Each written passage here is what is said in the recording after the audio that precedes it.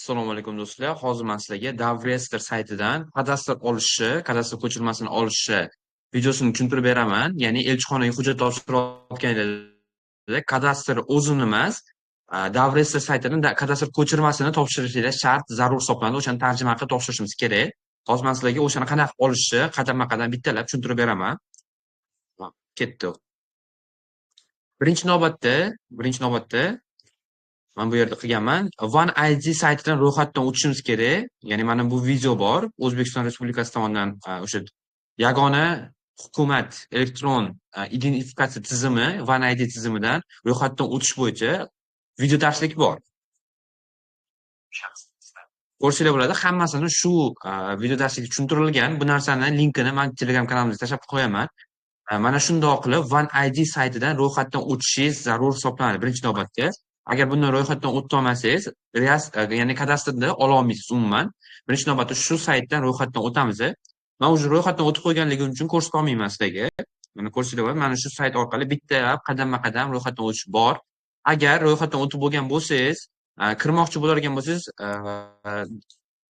ya'ni login parolni topolmayotgan bo'lsangiz, login parolni qaytadan aniq qilish. Mana shu tugmani bosib, bu yerga JSHR raqamingizni terganingizdan keyin, telefon raqamingizni terganingizdan keyin SMS keladi. SMS tagida login parollaringiz bo'ladi. O'sha orqali ro'yxatdan o'tishingiz bo'ladi.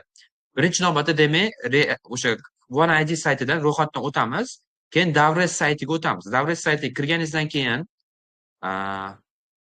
mana shunday sayt ochiladi.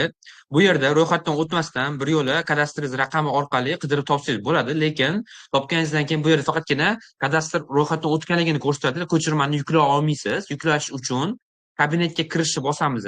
Kabinetga kirganingizdan keyin mana bu yerda OneID login parolingiz bilan birgalikda kirishingiz kerak hisoblanadi bu yerga. OneID login parolingiz bilan. Hozir mana ketma-ketlikni tushuntiraman. Mana bu yerga kabinetga kirish bosganingizdan keyin OneIDni parol teriladi, OneIDni logini teriladi va kirish tugmasi bosiladi. Mana tagida kirish tugmasi bosilgandan so'ng mana bunda oyna ochiladi. Ya'ni siz o'zingizni Davres saytiga o'zingizning profilingizga kirasiz. Kirganingizdan keyin mening profilim tugmasini bosishimiz kerak.